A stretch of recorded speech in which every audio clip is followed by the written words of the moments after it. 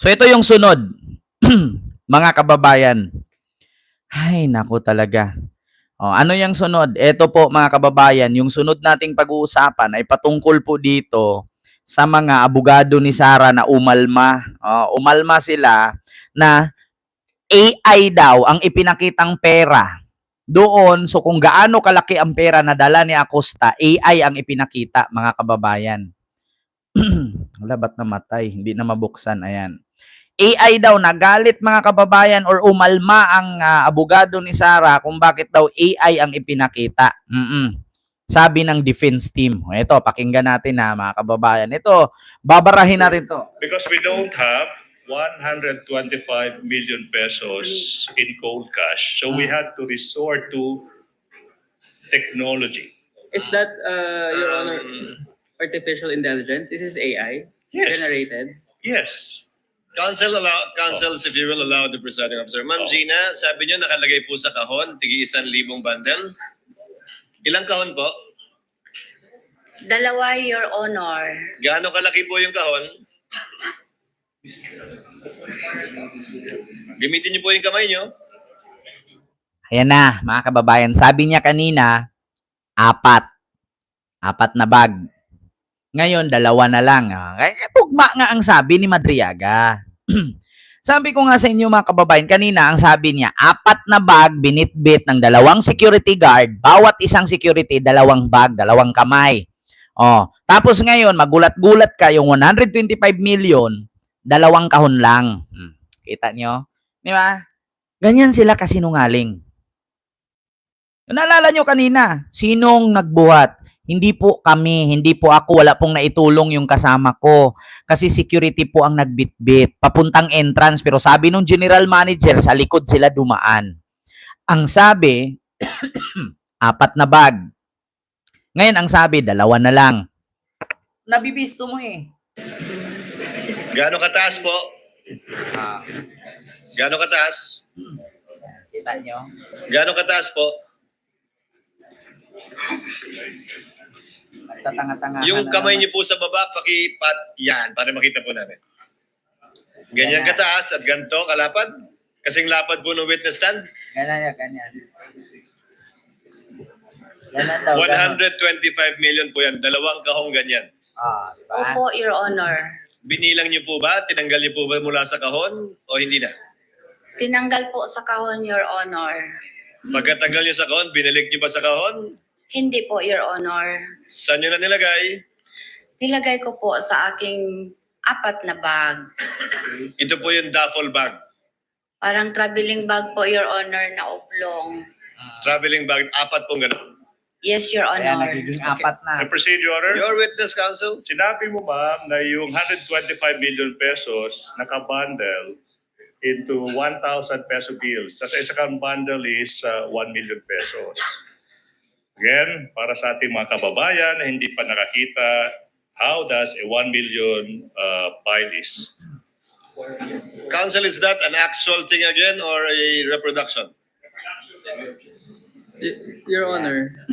Pakita na. Yes, while you're showing the witness, Attorney Bakel. May we just interpose an objection as regards presenting the witness those props, Your Honor, in as much as Alam nyo, sa totoo lang, apakatanga-tanga. Ang tanga-tanga ng abogado na to. Sorry to say, ganito yan. Alam nyo ba na pagdating sa hearing, hindi ka maglabas ng actual na totoong pera? Maskin nga, kapag ka mag-aresto ang NBI, di ba ang nakalagay mark money or peke? Hindi ka pwedeng maglabas ng ganyan. Try nyo sa YouTube live, sa Facebook live, maglabas kayo ng pera o resibo. Block diretso ang channel ninyo. Totoo yan Nasa rules yan mga kababayan. Nasa rules yan. Subukan nyo magpakita dyan ng resibo sa BPI, yung bank statement nyo, bank account, pakita nyo. Automatic, ibablock ni YouTube yung video nyo or di kaya kay Facebook. Kasi bawal yun. Pero dito, ang sabi niya, nag-object siya kasi bakit daw naglabas ng props. Ang hirap naman, alangan man unan ang ilabas ni ni Attorney Ligutan. Alam nga naman, bariya ang ipakita niya na ipatalon-talon niya sa sahig para tumunog, para magkakatotoong pera. So anong gusto mangyari na 125 million bibit-bitin ng defense? Ng prosecution? Ipakitang buo? Nasa rules yan, nasa batas yan na bawal ka maglabas ng ganyan pagdating in terms in hearing or di kaya, totoo lang, ganyan mga ebidensya, bawal yun. Bawal, mga kababayan. Picture, oo. Demonstration, oo. Demo, oo. Pwede yun. Pero yung actual, hindi pwede yung ganun. Walang ganun, mga kababayan. Kasi sa totoo lang, kung mag-present ang prosecution dyan ng original pera, ang sabihin agad, daming pera nila. O, di ba? Yan ang sakit ng mga DDS. Saan kaya nila galing yung pera na ipinipresent? Kanino kaya nang galing yung 100 million yan? Siguro sa maleta.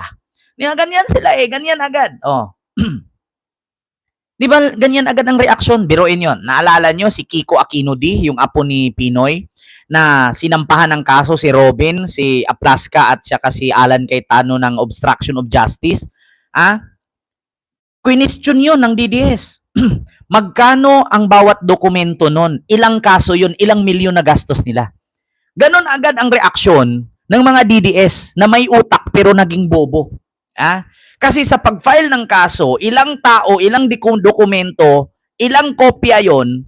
Halimbawa, katulad nung bitbit ni Trillanes na napakakapal na dokumento na isang trolley, milyon ang nagastos nun sa pagpapaserox ng mga documents. Pag no-notaryo nun, milyon ang gastos nun. Question ng mga DDS, saan sila galing ng pera pang file ng kaso? Ganon sila Naalala nyo na sinampahan ni Trillanes si Sara Duterte ng plunder? Napakadaming dokumento nun. Milyon ang nagastos nun. Ang question ng DDS, saan galing ang pera? Ngayon, maglabas ng or i-demo ni Attorney Ligutan kung gaano kalaki ang pera, gusto nila maglabas ng totoo. Ayaw nila ng peke. Ayaw nila ng cartoons or props. Yan ang katanungan, mga kababayan. Kasi ang ginawa dito ng mga to, alam naman nila yung totoo na bawal yun Nagtatanga-tangan. Kaya nga kung naalala ninyo, yung si Attorney Ferrer, nasagot ni Attorney Lorna Capunan kung naalala ninyo. Kasi kahit bawal, pwede daw, allow daw. Kaya napanganga yung lalaki. Sa likod ni Attorney, sabi niya, ganun nga yung lalaki. Kasi, okay yan, allow yan. Ako nagsabing nga yan, allow yan. Putang ina, di ba? Tinatarantado tayo. The parties are uncertain. The defense is uncertain as to how is that an accurate representation of what the prosecution claims to be, Your Honor. I will ask. Ito ba mga abogado na to, di kampanilya ba to nag-UGT pa? Tatanong lang di kampanilya ba to? Gikabag? O nag-UGT pa? Hindi nila alam yung rules, hindi nila alam yung batas, abogado sila. Your Honor, please. Before I rule on the objection, yes, counsel, ask your question. And kindly don't cover Miss Gina. I'm so sorry. Ma'am, Ay, naku. sinabi mo, yung 125 billion pesos nakapile by 1 million peso each. Tama po ba? And then, yung bills ginamit is 1,000. Tama po ba? Sinabi mo, hindi ka well-versed sa measurement. Yung sabi mo, di ba? Kaya nga, ito yung simulated Ng 1 million. 500,000 10 bundles. or 1 million. The size is similar to 1,000 peso bills. Ma'am, yung 1,000,000, pwede niyo pong hawakan if you want. If you want lang, ha? Lagi dagan, ma'am, ha? Now, yung 1 million pesos, kamukha ba ng isang bundle na ito? Your Honor. Wait. Is that your question, Attorney Yes. Ligutan? Yes, Attorney Bagal. Your Honor, we manifest that upon the examination of assisting counsel, these appear to be just blue-colored lengthwise papers wrapped in plastic with 10 bundles each. How is this an accurate representation of the Ang ina talaga, oh. Delaying tactic talaga itong mga abogado ni Sara. Ulitin ko, hoy mga ugok. Bawal ka maglabas dyan ng actual na pera. Kaya nga sa NBI, di ba, pag may entrapment operation, sila ang gamit nila mark money. Kasi pinagbabawal yun eh. Di ba? Tapos ngayon, questionin. Ito ba sa 10 nakabalot sa puting papel, yung 1,000 bill na naghalagang 100,000 bawat balot, ganyan? Ay, sure ba na ito ang saktong sukat? Putang ina, hindi pa yata nakatanggap ng milyon to eh, kaya hindi alam eh. O sadyang nagtatanga-tangahan lang. Ha? Ito ha, i-search natin. Para makita, mga kababayan, ito po oh. Hitsura ng 500K nakatali. Ito mga kababayan. Nakita nyo kapag may mga vloggers dyan na bumibili, nakita nyo yung mga bumibili ng ano, tawag dito yung mga ginto, yung mga lumang ginto, ganyan-ganyan. Nakita ninyo mga kababayan, di ba nakabundle-bundle ang pera na pinakita nila na nakatali-tali? Ganyan oh. Ganyan ang tag 100,000. 10 ganyan 1 million. Ganyan mga kababayan. Ganito, ganyan, ganon. Ganyan ganyan ang pera, mga kababayan. So sa 10 ganyan, 1 million siya. Ayun 1, 2, 3, 4, 5, 6, 7, 8, 9, 10. Ayan ang 1 million. Pag idikit mo yan, lagpas 1 dangkal. Lalo kung ang pera mo yung luma, yung papel, makapal siya. Pero kung bago, yung plastic, manipis lang ang 1 million kasi plastic yun magaan, manipis. Tapos sasabihin ng defense ni Sara, objection kasi AI daw.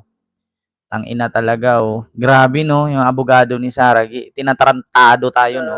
the size of whatever the prosecution claims to be, Your Honor. They're yet to lay the proper basis as regards this. Counsel Your Honor. claims it's a mere simulation. Yes.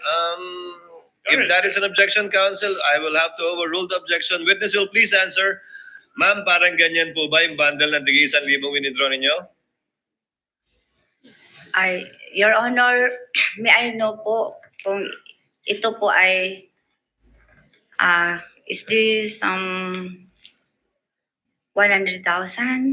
Yes. This one, is this 100,000? I think we did Sa not. pagkakaalala niyo po, kung tagi 1,000 po yan, 100,000 10 isang tali. bundle ng tagi 1,000 na kabuuan ng isang... Ang bawat isang tali, 100,000 yan na binalot ng puti. Putang ina naman no, Gina Acosta oh. Ilang beses ka pabalik-balik sa bangko oh. Tatanga-tangahan no. Diba? Sana ba tong maglabas nga tayo ng pera ditong nakatali? Ito 50,000 na lang, hindi na umabot 100,000. Ayan. Ito 50. Ganyan nakatali ganyan. Ito 50. Tangina, kung buo yan 100K. 50 na lang kay binili ko ng bigas eh. Ganon 'yon. Ganon. Ang 100,000. Kung 10 ganon, 1 million. Ganon 'yon. Mahirap ba? Mahirap pa intindihin, Gina Acosta. Ay, nako, giahak. Sa isang balot ng plastic. Ganyan po ba yung itsura ng inyong winidraw? Yung bundle po yung bundle. Basta nakabalot lang po siya ng silupin, Your Honor, tapos binilang po namin. Ma'am, when you say cellophane, plastic. Plastic. Ito. Bisaya ito, kasi kaya Your si Honor. Lupin. Kaya nga, so ganyan po yung size. Oo, nakasilyo po, Your Honor. Bagong pera po ba? Lumang pera? Bagong pera po, Your Honor. Okay, so mga ganyan nga po yung size. Yun lang ang tinatanong sa inyo ni Atty. Ligutan. Huwag natin pag-usapan yung bigat, yung Size, hugis. We'll go into the weight later. Halos ganyan po ba? Ganito po, Your Honor, basta nakabalot po siya ng silupin. Ma'am, kayo naman. Makita niyo naman kung halos Parang parehas eh. Para halos parehas po ba? Yun lang ganun kasi yung brain tanong. May similarity gamay, Your Honor. Okay. Gagmay manggod siya, lapad-lapad man ang kwarta. Gamay manggod siya, lapad-lapad manggod ang kwarta. Ang bilis lang sagutin eh. Opo, tapos. Mahirap ba sabihin, oh, pareho, ganyan po siya, nakatali, ganyan po itsura niya, ginawa, ganyan po siya, nakabalot din siya. Alam mo, si Gina Acosta, hindi mo maintindihan kung senior citizen na ba yan siya o grade 5?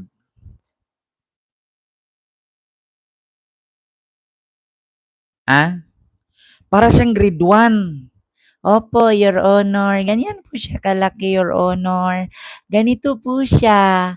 Oh, alam nyo, yung 100,000, ang kapal niya, sing kapal ng iPhone na cellphone. Oh, yung mga cellphone ninyo dyan, oh, ito, oh, mga ganito, ganyan kakapal ang 100,000. Kung bagong pera. 10 ganito, 1 million. Oh, tapos ang usapan. Hirap ba yun? Ay, nako. O, diba? Oh, so yun lang mga kababayan. Mag-ingat po tayo palagi.